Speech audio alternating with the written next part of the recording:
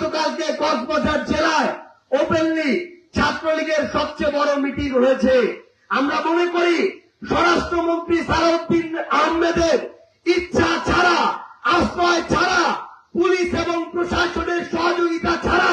বিএনপির মদত ছাড়া ছাত্রলীগের এই ধরনের মিটিং কোনদিন সম্ভব না। সালাউদ্দিন আহমেদকে ব্যাখ্যা দিতে হবে যে কিভাবে তার জেলা কক্সবাজারে উখিয়াতে এই ধরনের কর্মকাণ্ড হয়, সেখানে প্রশাসনকে তিনি কিভাবে সহযোগিতা করেছেন, আওয়ামী লীগের সাথে কিভাবে আঘাত করছেন, এই ব্যাখ্যা দেয়া ছাড়া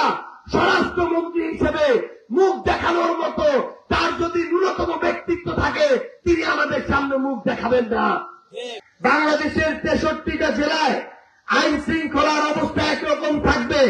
গোয়েন্দা সংস্থার নজরদারি একরকম থাকবে, কিন্তু কক্সবাজার জেলায় বাংলাদেশের সবচেয়ে বেশি ভালো পরিস্থিতি থাকার কথা, সবচেয়ে বেশি নজরদারি থাকার কথা, পুলিশ সবচেয়ে